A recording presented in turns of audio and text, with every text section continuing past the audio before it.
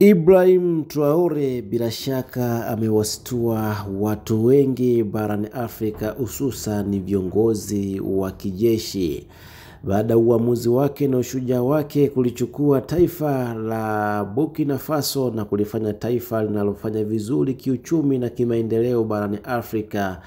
Viongozi wengi wa kijeshi barani Afrika wameamua kusimama kuhakikisha kwamba nchi zao zinakuwa imara, mpaka kiongozi wa Mali Doumbia na yeye aliamua kukomboa nchi yake na kupindua, na mpaka sasa hivi hata pia nchi ya Mali inaongozwa na kiongozi wa kijeshi, na hii ni baada ya Ibrahim Traore kusubutu na kufanikiwa na nchi yake kufanikisha iwe nchi yenye mafanikio mazuri kwa muda mfupi aliyokaa madarakani kama kiongozi mkuu wa taifa hilo.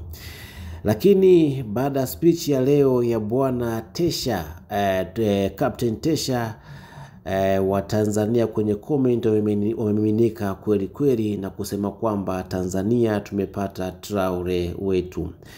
Kila posti utakayokuta lazima utazungumza kwamba huyu ndiye Traore wa Tanzania. Ni kwa sababu pia ya ushujaa alioonyesha bwana Tesha kwa ajili ya kusimama kwa ajili ya taifa yake, ambapo taifa lipo katika kipindi kigumu chenye minong'ono na malalamiko mengi kwa Watanzania, hususan kwa wananchi wa Tanzania.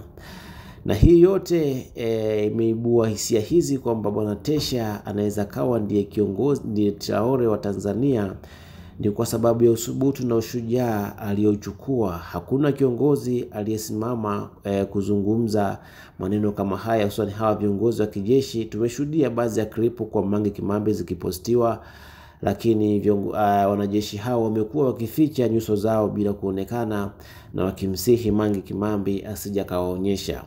Lakini bwana Traore amesimama mbele ya kamera akijirekodi na kuzungumza zaidi ya lisali 1.5 akiwaelezea Watanzania na kuzungumza mazito ambao wanapitia Watanzania, na akielezea watu gani wanapaswa kukamatwa kwenye taifa hili ndio ambao wanafanya taifa letu lisiwe na maendeleo, wanafanya taifa letu liwe na mgawanyiko.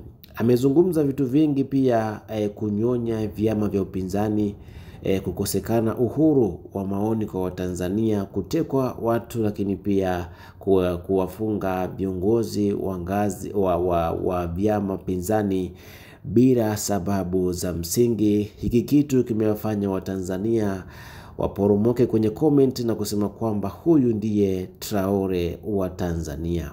Naam, uona maoni gani kuhusiana na comment za Tanzania kwamba Captain Tesha ni Traore wa Tanzania? Tia comment yako, lakini ukumbushe kama ni mara yako ya kwanza kuitembea channel hii, usisahau kusubscribe, kulike, kushare na kucomment ili wa kwanza kuzipata taarifa zetu za kimichezo, burudani, siasa na matukio mbalimbali yanayotokea ndani ya Tanzania lakini pia nje ya Tanzania.